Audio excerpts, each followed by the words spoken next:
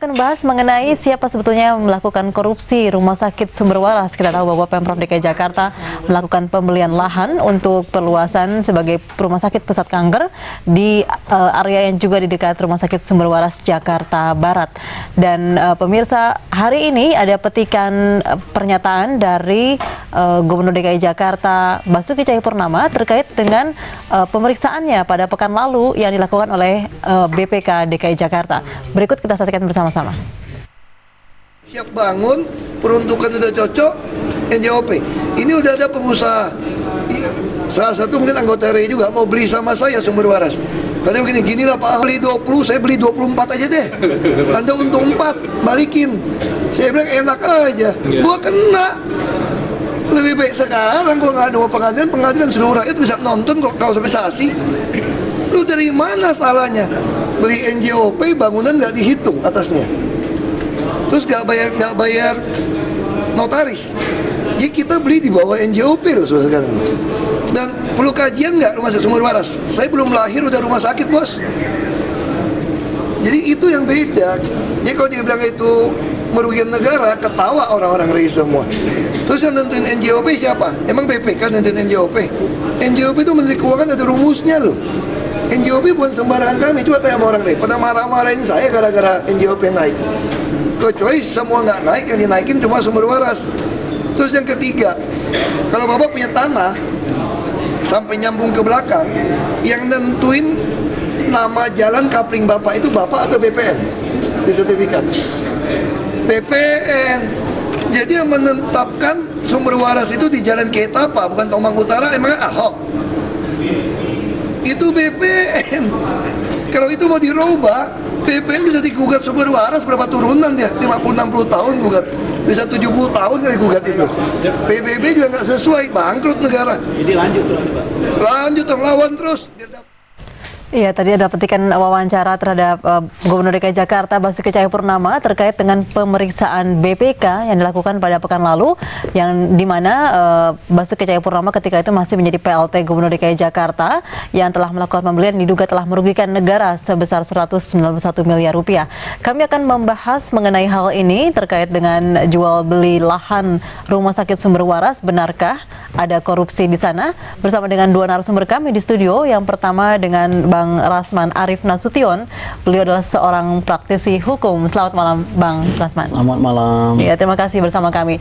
Dan juga dengan Bang Jalintar Simbolon. Beliau adalah Ketua Divisi Lembaga Bantuan Hukum dari Bara JP, Barisan Relawan Jokowi Presiden. Selamat malam Pak Jalintar. Selamat malam. Terima kasih bersama kami. Nanti Anda juga bersama kami untuk bergabung di nomor telepon kami di 02151551111. Baik, Bang Rasman, Anda seorang praktisi hukum. Apakah Anda melihat dari kasus yang terjadi begitu ya? Kita sudah melihat di media massa. Di sini adalah intinya adalah ada kerugian negara terkait dengan temuan BPK bahwa Pemprov DKI Jakarta telah membeli di atas harga NJOP. Baik, terima kasih. Saya menyapa dulu abang saya. Kebetulan beliau sakit, tadi baru dapat info, Pak Sulman Tanjung. Mudah-mudahan cepat sehat di Sumatera Utara. Baik, saya sebagai praktisi hukum dan juga sebagai mantan pimpinan panitia anggaran. Kalau masa saya dulu panitia anggaran, sekarang namanya Badan Anggaran. Itu apa yang telah dilakukan BPK, menurut saya sebagai sebuah institusi formal di negara ini, sebagai institusi audit, di mana para pemeriksanya disebut dengan auditor-auditor yang teruji kompetensinya, skillsnya, maka menurut saya, apa yang menjadi temuan BPK harus ditindaklanjuti oleh institusi penegak hukum. Apakah kepolisian, apakah kejaksaan, apakah KPK. Dan setahu saya, beberapa anggota DPRD, diantaranya Pak Haji Lulung, kemudian Prabowo Senirman, kemudian Inggar, itu pernah menyampaikan kepada saya bahwa apa yang terjadi di Sumber Waras ini adalah sesuatu yang tidak wajar atau tidak waras, dalam pengertian tidak sehat dalam hal pembelian. Dan kerugian negara hasil dari temuan BPK itu sebesar 191 miliar. Itu tidak kecil. Itu angka yang besar, dan perlu diingat bahwa kalau seorang Ahok selaku pengguna anggaran, selaku penguasa anggaran, selaku penanggung jawab anggaran dalam sistem pemerintahan daerah, maka BPK harus dihormati dan tidak mesti harus cuap-cuap di media dan berbenturan seolah-olah bahwa NJOP itu kewenangan Kementerian Keuangan. Itu yang ada di BPK itu orang-orang yang punya kompetensi dan itu kewenangannya gitu. Jadi kalau BPK sudah melakukan hal yang benar. Iya dong. BPK, BPKP ya, inspektorat di provinsi sebelumnya, kemudian kalau ada indikasi korupsi maka harus masuk. Dan saya dengar sudah dilapor ke KPK. Maka sudah KPK periksa dan BPK sudah periksa, dan saya berharap Pak Ahok bahwa jangan ciptakan bom waktu yang pada akhirnya akan mempersulit gubernur sendiri. Yang saya ingin katakan bahwa kalau memang ingin clean, bahwa ini adalah persoalan tidak melibatkan pemerintah dalam peningkatan markup atau mungkin ada duga korupsi yang dalam konteks hukum, saya sebut begini ya, dalam filosofi hukum itu kita selalu menganut selama ini equality before the law. Ada yang paling spesial, ada yang paling spesifik, yaitu ubi societas ibi ius. Dalam komponen masyarakat terkecil manapun itu hukum harus ditegakkan. Jadi statement seorang gubernur, kepala daerah itu harus menjadi perhatian, dan kalau ada institusi pemerintah yang bernama BPK mengaudit ada temuan, maka ini harus di follow up, ditindaklanjuti, dan kalau ada tindakan korupsi harus dijadikan tersangka pelakunya. Jadi inilah penegakan hukum yang kita sebut dengan law is justice the clear. Seperti itu. Artinya tadi Bang Rason berpendapat bahwa BPK telah melakukan tugasnya dengan benar begitu ya dari hasil investigasinya. Oke, baik. Bang Jalintar, menurut Anda, apakah memang ada kejanggalan begitu ya terkait dengan hasil temuan BPK? Tidak. Di mana tidaknya? Karena apa yang dilakukan oleh Ahok adalah dia telah melaksanakan Undang-Undang Nomor 36 Tahun 2005 mengenai tata pelaksanaan lahan untuk pembangunan yang sesuai dengan nilai NJOP yang sebelumnya diatur oleh instruksi Presiden Nomor 55 Tahun 93, di mana di situ bahwa penggunaan lahan yang dipergunakan untuk pembangunan adalah memang sesuai dengan nilai NJOP di pasal 15. Sesuai dengan nilai NJOP. Nah, nilai NJOP yang digunakan adalah 20 juta, di mana peristiwa itu terjadi pada tahun 2014. Kita ingat bahwa terjadi kenaikan NJOP 3 kali lipat dari sebelumnya yang terjadi di DKI Jakarta. Di tempat lain saya nggak tahu. Di mana yang menentukan nilai NJOP itu adalah Menteri Keuangan dengan segala appraisal dan peranata perangkatnya. Jadi ketika pada saat itu mungkin ada pihak lain yang sebelumnya yang sudah mereko-reko dan terjadi harga waktu itu NJOP sebelumnya adalah 7 juta per meter, dan ketika terjadi peningkatan menjadi 20 juta per meter, maka itu sebenarnya Ahok sendiri kalau kita lihat dari jumlah daripada meter yang ada 2.500 atau berapa, kalau kita kalikan 20 juta sebenarnya itu di bawah nilai NJOP 20 juta per meter. Artinya bahwa Ahok sudah melaksanakan tata aturan Undang-Undang Nomor 36 Tahun 2005 di mana tata pemerintah di dalam mempergunakan lahan untuk pembangunan telah dilaksanakan dengan benar. Oke, artinya di sini ada waktu itu memang pernah kita ingat di Jakarta ada kenaikan NJOP yang cukup fantastis itu begitu 2014. Oke, nah nanti kita lihat bagaimana waktunya tentang pelaksanaan jual belinya dan juga tadi pemberlakuan NJOP yang baru oleh Kementerian Keuangan. Kami akan kembali membahas ini. Tetaplah bersama kami pemirsa, sesaat lagi kami akan bersama Anda. Terima kasih masih bersama kami masih membahas mengenai dugaan korupsi dalam pengadaan lahan Rumah Sakit Sumber Waras Jakarta Barat. Baik, tadi Bang Jalintar mengatakan ada persoalan mengenai pemberlakuan NJOP yang baru. Nah, di sini mungkin dari sisi hukum, bagaimana melihatnya dalam hal bahwa memang setiap transaksi itu berlaku NJOP yang sedang berlaku begitu? Jadi berjalan. Sedang berjalan ya. Saya ingin sampaikan begini. Setiap penggunaan anggaran apalagi terkait dengan institusi yang menjadi mitra dari eksekutif adalah legislatif. Ingat ya. Dan terkait dengan pembelian sesuatu itu harus direport, harus dilaporkan, harus dikoordinasikan, harus dikonsultasikan dengan legislatif. Kemudian jika ada temuan-temuan itu harus dimulai juga dari inspektorat. Dan kalau ada gangguan-gangguan dan hal-hal yang terkait dengan NJOP atau apa itu disesuaikan biasa. Dalam melakukan misalnya tender proyek yang dianggarkan misalnya besi harganya sekian. Lalu kemudian berikutnya setelah tender ternyata harga besi naik. Itu pada penyesuaian. Nah persoalannya sekarang, kenapa terhadap sumber waras ini kok sepertinya Pak Ahok selaku gubernur begitu menerima saja NJOP itu gitu. Dan ada dugaan korupsi 191 miliar. Di satu sisi beliau katanya ingin penghematan gitu loh. Dan di sebelahnya itu juga kan ada rumah sakit gitu. Dan ini tidak perlu berbantah-bantahan dengan BPK. Saya kira baru kali ini ada gubernur atau kepala daerah, menteri dan lain sebagainya, tidak ada yang berani mengatakan BPK itu, wah itu Anda tidak gentle. Kan saya masih lihat di TV mengatakan tendensius kepada saya. Tendensius yang mana? Maka saya katakan, saya bukan apa-apa Bang Simbolon ya. Ini beliau ini kan sekarang LBH dari Bara JP, Barisan Relawan Jokowi Presiden. Tapi yang kita bahas ini Ahok. Nah, jadi harusnya relawan pro Ahok. Tapi ini kan saya takut nanti diinterpretasi bahwa Bara JP ini pendukung Ahok. Saya kira tidak seperti itu. Saya meluruskan karena beliau orang hukum juga sama dengan saya. Nah, mari kita duduk karena persoalan ini bahwa adalah dalam hal konteks transaksi yang menggunakan uang negara. Ingat, potensi kerugian negara itu bagian dari tindakan korupsi. Maka ada istilah pencegahan. Nah, apalagi sekarang terjadi dengan transaksi yang dikategori setelah dihitung oleh BPK. Bayangkan kalau BPK tidak serius, tidak benar-benar dia menemukan, tidak mungkin dipanggil itu Pak Ahok. Dan itu BPK sudah sangat santun. Meskipun Pak Ahok itu datang kurang santun dengan membawa media, dengan masuk mau dibawa, bagaimana mungkin media ikut ke dalam ruang pemeriksaan? Emang ke KPK boleh? Memang ke Polri boleh, ke Kejaksaan boleh, kan ada batasan-batasan. Jadi maksud saya, jangan ditabrak nilai-nilai yang norma atau norma-norma di mana dalam hal audit internal pemerintahan itu harus dihormati. Maka kalau memang mengatakan tidak ada masalah dengan itu, saya clear and clean, saya clean dalam persoalan ini, maka dia tinggal mengatakan silakan.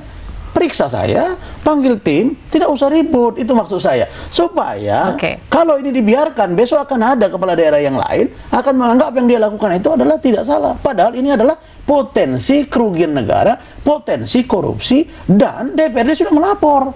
Tinggal bagaimana KPK mengujinya gitu loh. Baik. Kita nanti akan tanya lagi pendapat dari Bang Jaditer. Kita akan coba bergabung dulu di ujung telepon. Sudah ada Bapak M. Taufik. Beliau adalah Wakil Ketua DPRD DKI Jakarta dari fraksi Gerindra. Kita sapa dulu. Assalamualaikum, selamat malam. Waalaikumsalam warahmatullah. Ya, waalaikumsalam Pak Taufik. Mungkin berkaitan dengan investigasi kasus Rumah Sakit Sumber Waras. Kenapa? Berkaitan dengan investigasi dari Dewan berkaitan dengan pengadaan lahan Rumah Sakit Sumber Waras, Pak Taufik. Terus? Sudah sampai sejauh mana Pak di anggota Dewan? Gini, Dewan kan sudah membentuk pansus ya. Salah satu hasil keputusan pansus adalah minta BPK melakukan audit investigasi. Salah satu rekomendasinya itu, minta BPK melakukan audit investigasi. Rekomendasi yang kedua bahwa kepada para penegak hukum untuk menindaklanjuti manakala ditemukan hal-hal yang melanggar hukum gitu. Itu rekomendasinya. Kenapa begitu? Karena begini, kan BPK telah melakukan audit keuangan, ditemukanlah soal sumber waras. Kemudian BPK memberi sebagaimana layaknya, selalu memberi waktu untuk dilakukan penyelesaian, dikembalikan segala macam. Nah, yang lain itu dilakukan oleh DKI, tetapi khusus buat sumber waras, DKI tidak melakukan apa yang dimintakan, yang diperintahkan oleh BPK sebagai institusi lembaga negara gitu. Ya baik, artinya sebetulnya kan ada solusi tadi menurut Pak Taufik adalah dikembalikan atau tadi mungkin dijual kembali begitu ya Pak ya? Dikembalikan, itu kan permintaan, dibatalkan pembeliannya, itu permintaan BPK waktu rekomendasi pertama. Oke, Nah, jadi tapi kemudian kan DKI ngotot tidak mau melakukan apa yang dimintakan BPK. Itu udah kesalahan. Oke. Nah, sehingga rekomendasi kita minta dilakukan audit investigasi. Sama halnya ketika kita menyampaikan ini kepada KPK karena ada unsur penegak hukum yang kita mintakan untuk melakukan tindakan, KPK juga ternyata minta dilakukan audit investigasi kepada BPK gitu. Oke, artinya memang dari hasil nanti BPK pemeriksaan BPK ini sangat ditunggu begitu ya? Bagaimana kelanjutannya? Iya, saya dengar kan tanggal 7 katanya selesai, dan itu kan ditunggu oleh KPK, ditunggu juga oleh kita gitu loh, karena kan kita minta. Oke, baik. Bagi sebagian orang ini dilihat sebagai suatu politisasi begitu Pak Taufik, tanggapan Anda sendiri? Sebagai apa? Bagian dari politisasi anggota Dewan terhadap Gubernur DKI Jakarta? Enggak ada, gimana itu yang beli siapa? Yang menganggarkan siapa? Yang beli siapa? Enggak ada urusan sama Dewan. Walaupun dengan persetujuan Dewan sendiri ya, waktu itu? Ini kan persoalannya adalah pada prosedur pembelian. Kalau kebijakan semua dia lakukan salah, ya semua APBD salah. Tapi kan pada eksekusinya itu yang saya kira yang ditemukan oleh BPK. Begitu juga ketika kita melakukan teman-teman pansus ya melakukan langkah-langkah kan datang ke sumber waras, tanya detail, ditemukan beberapa hal gitu loh. Jadi artinya apa yang dilakukan oleh Gubernur DKI Jakarta mencurigakan menurut Pak Taufik karena tidak mematuhi rekomendasi maupun temuan BPK begitu? Iya itu sudah terbukti tidak mematuhi itu. Kan udah batas waktunya udah lewat waktu itu. Jadi saya kira begini, sebetulnya saran saya harusnya karena BPK itu kan lembaga negara resmi, ya itu saya kira nggak mungkin BPK main-main dalam melakukan audit satu pemerintah daerah. Ya, apalagi ini audit investigasi yang dimintakan oleh lembaga penegak hukum KPK, nggak mungkin dia main-main. Oke, baik kalau gitu. Artinya memang nanti jika memang ingin membela diri, menurut Pak Taufik nanti ada forumnya sendiri begitu ya dalam Iya, kalau mau membela diri nanti di pengadilan. Kalau itu masuk pengadilan kan sederhana aja, nggak usah nantang-nantang. KPK lah ditantang. Mesti dipahami juga sama gubernur bahwa ketika KPK nanti memutuskan tersangka itu bukan atas nama individu, itu atas nama lembaga KPK. Jadi nggak ada penetapan tersangka di KPK itu atas nama individu komisionernya. Oke, baik. Terima kasih atas informasi yang diberikan Pak Taufik telah bergabung bersama kami dalam Opini Publik pada malam hari ini. Selamat malam, assalamualaikum. Waalaikumsalam warahmatullahi wabarakatuh. Waalaikumsalam.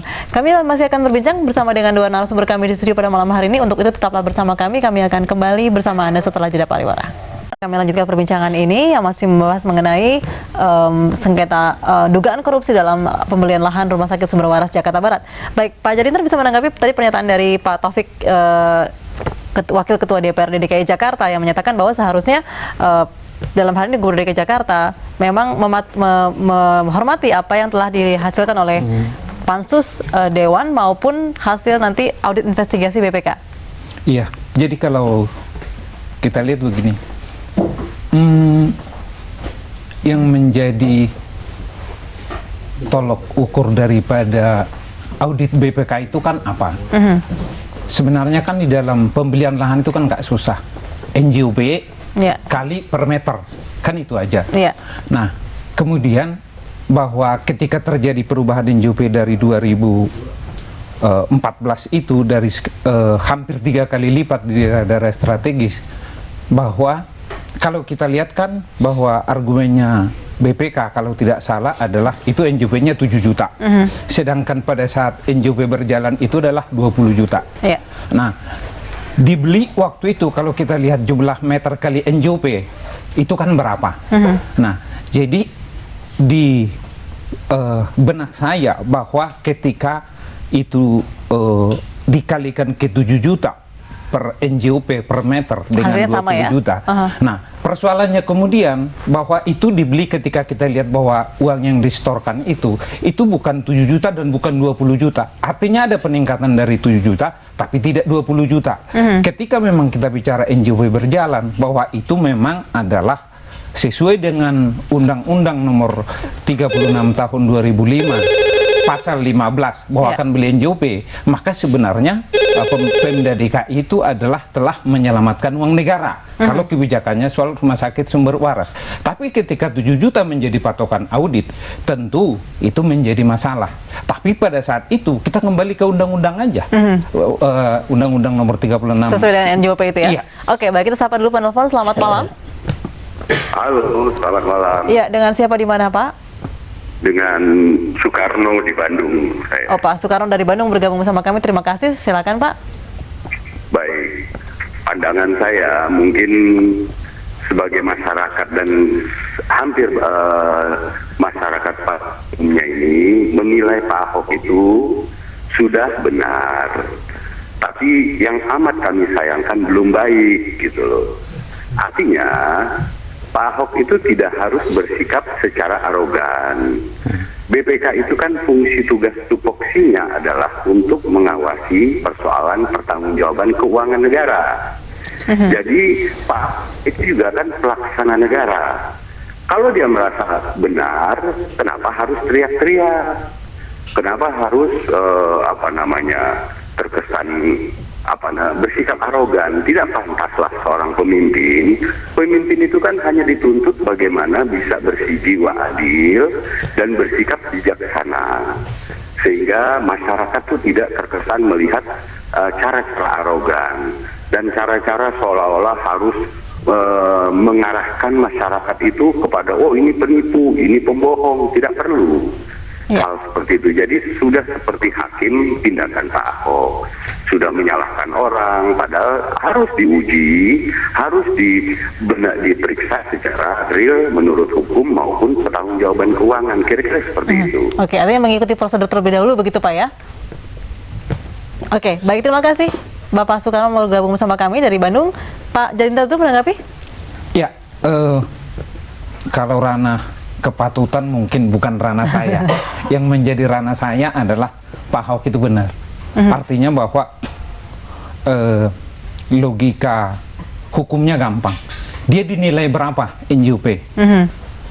Apakah pasti di antara 7 dan 20? Oke, jadi kembali lagi ke situ ya, mengenai pemberlakuan NJOP ya. Soal kepatutan saya nggak menanggapinya, karena itu adalah wilayah. Tapi walaupun dalam hal ini adalah kita sepakati bersama memang BPK itu adalah sebuah lembaga negara yang memang tugasnya seperti itu, begitu Pak? Ada sebuah pertanyaan, dasar mana? Karena sebelumnya itu kan ada isu bahwa pernah mau dibeli perusahaan lain, instansi lain dengan nilai 7 juta, ya kan? Nah, tapi itu ketika dibeli waktu itu kalau nggak salah sekitar bulan Mei yang nggak jadi itu, berarti mereka pakai NJOP lama. Nah, persoalannya adalah nilai NJOP mana yang digunakan oleh BPK dalam mengaudit.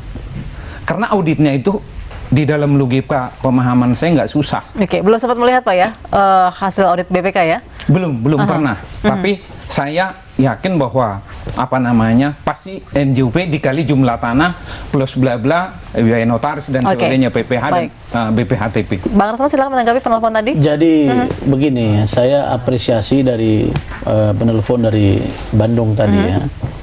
Inilah di awal kan saya sampaikan beberapa kali di JAK TV ini masalah komunikasi Pak Ahok ini kok sepertinya tidak pernah menyadari ya, bahwa selalu disebut itu Ruhut Sitompul kan selalu ngomong mulutmu harimaumu.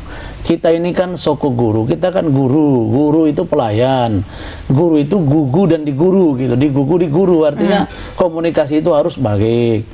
Nah kemudian saya berkali-kali katakan tadi bahwa ini kan masalah prosedural, dan Pak Taufik juga sudah mengatakan bahwa yang lain mereka pengembalian. Jadi begini, kalau dalam sistem pemerintahan itu, ini ada satu anggaran, lalu diperiksa oleh inspektorat daerah. Ini di bawah pemerintah daerah. Kalau dia bupati ada inspektorat pemerintah kabupaten, pro kabupaten kota itu di bawah wali kota dan bupati. Selalu ini dianggap bisa kong kali kong. Adalah di atasnya inspektorat provinsi. Kalau ini juga tidak clear, masuklah BPKP. Kalau juga tidak clear, masuk BPK. Saya sendiri sering mengikuti orang, saya 8 tahun pimpinan panitia anggaran, ketua lagi. Nah, oleh karena itu maka BPK ini masih lumayan, dia memberi rentang waktu pengembalian. Pengembalian dalam hal pengembalian kan kalau ada kerugian negara, kembalikan dalam jangka waktu tidak boleh lebih dari misalnya ditentukan 3 bulan, 2 bulan, 6 bulan. Tapi kalau KPK seperti Patrisio Capella 6 hari aja lewat. Gratifikasi 30 hari, lebih 6 hari langsung gitu. Nah, ini harusnya Pak Ahok tidak perlu ribut, ikuti saja prosedur itu. Toh kalau memang ada kesalahan, ini kan bukan beliau yang ngambil duitnya. Kalau memang beliau mengatakan tidak terlibat, ya sudah kembalikan saja kerugian negara itu. Ada 191 miliar, kalaupun itu dianggap ada kerugian negara. Tapi kalau memang tidak, ya sudah, jelaskan dengan baik. Kan tidak akan ada temuan. Tetapi kalau BPK mengatakan ada temuan, dan kemudian KPK yang dilaporkan oleh beberapa anggota DPRD agar diaudit sumber waras ini dan diminta untuk dilakukan audit investigatif. Ini nambah lagi nih, audit investigatif, nanti forensik lagi. Kalau itu terjadi, maka kalau dapat dibuktikan ada tindakan korupsi di dalam, maka mau tidak mau Pak Ahok harus ikut aturan ini. Saya khawatir Pak Ahok ini sebentar lagi akan terkait dengan kasus ini, nanti kita duga juga nanti ada kaitan dengan UPS dan lain-lain. Jadi menurut saya DKI ini sudahlah, kita ini sekarang ingin DKI ini baik, kita ingin Bhinneka Tunggal Ika, beliau memimpin, kita hormati, tapi tolonglah jangan bicara lulu, gua, bos apaan, jangan begitu komunikasi. Korupsi, tidak ada hubungan dengan bahasa. Baik, kami akan bahas lagi nanti, tetaplah bersama kami pemirsa, sesaat lagi kami kembali. Lagi kita masih membahas mengenai siapakah yang korupsi dalam kasus pengadaan lahan di Rumah Sakit Sumber Waras Jakarta. Baik, kembali lagi Pak Jalintar, tadi Anda sudah mengatakan berkali-kali ini masalah mengenai pengenaan NJOP begitu.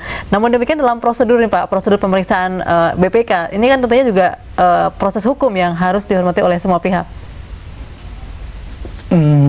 Saya melihat begini, bahwa barangkali ekspresi gaya Ahok seperti itu wajar. Nah, di dalam bagaimana prosedur sebenarnya kalaupun dilakukan tentang auditing, nah itu sebenarnya tidak ada apa-apa. Saya yakin tidak ada apa-apa. Kalaupun ada apa-apa, memang pada saat itu bahwa gejolak fluktuasi antara NJOP dari 1 kali lipat menjadi 7 kali lipat, dari 7 menjadi 20, itu memang menjadi sesuatu yang harus mengerutkan kening di dalam menyikapi karena keterikatan pemerintah sama yang namanya Undang-Undang Nomor 36 Tahun 2005. Baik, mungkin berkaitan dengan rencana Pemprov DKI Jakarta untuk segera mewujudkan rumah sakit yang baru begitu ya, dalam hal ini pusat kanker begitu. Kemudian menurut Anda apakah ada alasan yang kuat bagi Pemprov DKI Jakarta sehingga tadi ya tidak mau mengembalikan, karena ada opsi tadi ya mengembalikan jika memang terbukti dari audit audit BPK. Persoalannya kan bukan mengembalikan atau tidak mengembalikan, karena berapa yang mereka beli dan berapa uang yang mereka gunakan, sebenarnya kan itu aja yang mereka bawa untuk menjadi prosedur, baik itu katakanlah ke BPK ataupun ke instansi lain. Jadi persoalan mengembalikan yang dibilang oleh BPK, saya pikir mereka akan susah menjawab karena memang pada saat itu mereka sudah melakukan sesuai dengan NJOP dan standar mereka di dalam membeli satu lahan. Memang pada saat itu akan timbul persoalan. Sekarang begini, Pak Jalintar. Kalau memang Pak Ahok membeli seperti itu, dia kan sudah jelaskan ke BPK ya. Nah, tentu ada argumentasi di situ kan. Nah, kalau memang dia merasa dia benar, dia tidak perlu takut. Kenapa harus ribut di media? Tunggu aja hasil investigasinya. Nah, ternyata BPK mengatakan terbukti. Nah, sekarang perlawanan dari sisi dia. Dia misalnya ambil konsultan yang tersendiri, yang auditor yang memang independen, kasih jawaban yang seperti dijelaskan oleh Pak Jalintar, nggak ada tuh sampai sekarang. Tapi saya katakan, kalau Ahok tidak mematuhi BPK ini, padahal ini permintaan KPK, saya yakin beliau akan menjadi terkait dengan urusan ini, yakinlah. Dan masalah komunikasi, kita orang Batak aja Bang, Kalau dengan begitu gayanya, kita antara nama dengan marga, mana lebih penting? Kan marga, Bang. Betul. Ya komunikasi dijaga gitu loh. Baik. Jadi jangan arogansi ya dibawanya. Saya ini sekolah di luar negeri, banyak juga yang Chinese Iya. memimpin, tidak sampai seperti itu gayanya. Oke, kami akan Malaysia coba sopan kok. angkat telepon lagi dari pemirsa. Selamat malam. Selamat malam, Iya, dengan siapa di mana, Pak? dengan Pak Adi Haryanto di Bekasi. Silakan, Pak. Iya. Halo, selamat malam. Malam, Pak. Selamat malam, Jack TV. Iya. Ya, malam. Iya, Pak Adi. selamat malam. Malam, Pak. Mohon maaf, volume Ini- televisi silakan dikecilkan terlebih dahulu, Pak, supaya tidak bergaung. Silakan. Oke. Halo, selamat malam. Selamat malam. Selamat malam, Jack TV. Baik, Pak Adi, langsung saja, Pak. Kami dengar dengan baik komunikasi Anda. Langsung saja. Oke, saya Pak Adi Haryanto. Terus terang aja, saya beberapa hari ini memantau terus masalah-masalah hukum di negara kita. Kalau boleh saya menilai, hukum kita banyak dilecehkan dan tidak tegak. Ya, jadi makanya negara kita selalu kacau balau. Saya punya bukti beberapa, diantaranya banyak urusan-urusan hukum dari mulai istilahnya usaha tambang yang ilegal, orang-orang Cina yang datang ke Indonesia berpaspor pariwisata ternyata dia bekerja. Setelah saya beri laporan malah saya diintimidasi. Ya, terus masalah narkoba juga dari pihak kepolisian, saya juga punya bukti. Itu orang-orang yang tertangkap semua dimintain dana, kalau enggak akan lanjut dengan hukuman sekian. Itu. Oke, langsung saja ke intinya, Pak Ade. Mungkin terkait dengan kasus ini, tampaknya sudah terputus, jadi berkaitan dengan kasus hukum yang ada di Indonesia, begitu ya. Ya, tadi saya tertarik dengan yang disampaikan oleh Pak Rasman ya, berkaitan dengan tadi bahwa audit ada tingkat-tingkatannya, ada dari mulai inspektor di dalam, kemudian sampai dengan BPK, begitu. Tadi Anda mengatakan bahwa masih bisa kokalingkong. Apakah itu memang terjadi sesungguhnya di tingkat Pemprov atau di tingkat Pemda? Itu inspektorat, kepala inspektorat itu dia dibawa oleh pemerintah daerah. Jadi dia ditunjuk, dia setingkat kepala dinas. Iya, dialah audit yang pertama di situ. Itu selalu tidak akan nyambung. Maka masuklah audit provinsi. Yang provinsi itu idealnya menangani gubernur, tapi kadang-kadang dia turun ke bawah. Baru masuk ke BPKP. Setelah itu BPK. BPK ini ada perwakilan-perwakilan. Sumatera Utara perwakilan sekian gitu. Nah, kalau ini nggak clear, ini yang sampai ke BPK pusat. Selalu ada pengembalian. BPK itu di situ, dia ada upaya pengembalian. Jadi masih sangat lunak gitu.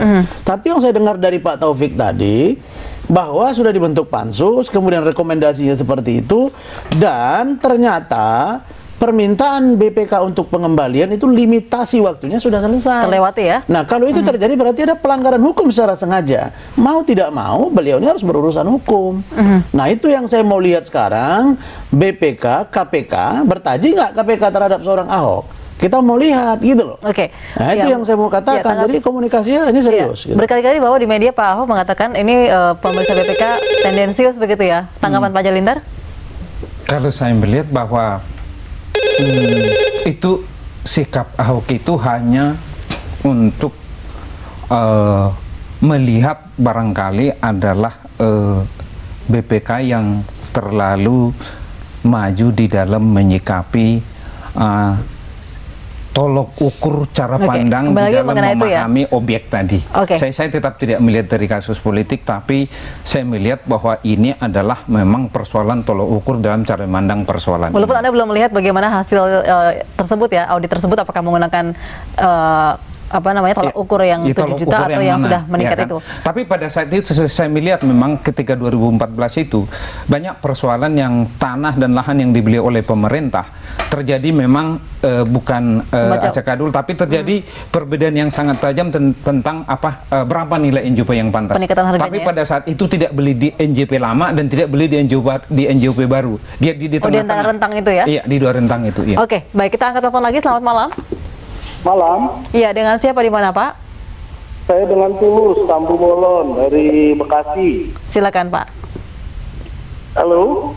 Langsung saja Pak Tulus, kami dengar dengan baik komunikasi Anda, langsung saja disampaikan. Ya, baik. Jadi yang masalah Ahok untuk dugaan korupsi.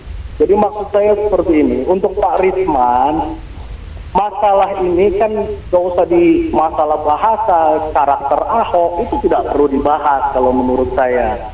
untuk menghadapi karakter-karakter orang Jakarta, khususnya orang Indonesia, memang harus seperti itu. Supaya hukum ini ditegakkan, kebenaran ini memang harus dibuka, gitu loh. Untuk menghadapi orang-orang seperti karakter-karakter di Jakarta, khususnya di Indonesia, memang harus orang-orang yang seperti Ahok. Itu menurut saya. Jadi jangan dihalang-halangi. Orang seperti itu memang kebenaran memang harus ditegakkan. Itu menurut saya. Baik, terima kasih Pak Tulus. Pak Rasman ya, bukan Pak saya Risman, kira Pak Rasman. saya tidak mengatakan menghalang-halangi Pak Ahok, tapi berbahasa santun itu kan lebih baik. Kita aja sekolah diajarkan itu. Yang kedua, iya, kalau dia berlaku kasar, berbahasa yang tidak baik, terus dia memang ada diduga koruptor, terus itu dibiarkan, nggak benar juga. Jadi sudah kasar, kemudian tidak mau mengembalikan uang lagi, diduga korupsi lagi, dibiarin, ya sudah bubar negara ini. Ini berbanding terbalik dengan Pak Jokowi. Kita ini serba sulit sekarang. Ada yang kasar banget, lembut banget. Jadi yang mana yang mau kita pilih sekarang? Yang saya mau katakan adalah tegakkan hukum dengan benar. Kalau Anda memimpin, kasihlah cara-cara yang benar supaya rakyat ini dibimbing. Kan begitu. Kalau kita ingin bersih-bersihan, dia bersihkan kayak saya. Tahun 2004 ada masalah dengan ponakan saya. Saya ke ya sudah saya jalani gitu kan, nggak ada apa-apa.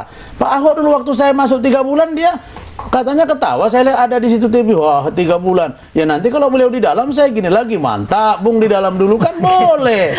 Ini kan masalah negara demokrasi, bukan ada dendam di sini, tidak. Tapi kalau siapa berbuat apa, dia harus bertanggung jawab. Oke, baik. Ini belajar tanggung jawab ini, gitu loh. Berkaitan dengan pemeriksaan, Pak Ahok meminta supaya ada dibuka dengan terang-terang begitu ya, terbuka pemeriksaannya. Menurut Pak Jalintar, apakah itu dimungkinkan? Karena selama ini mungkin belum pernah ada saat pemeriksaan oleh BPK itu dipublish kepada masyarakat.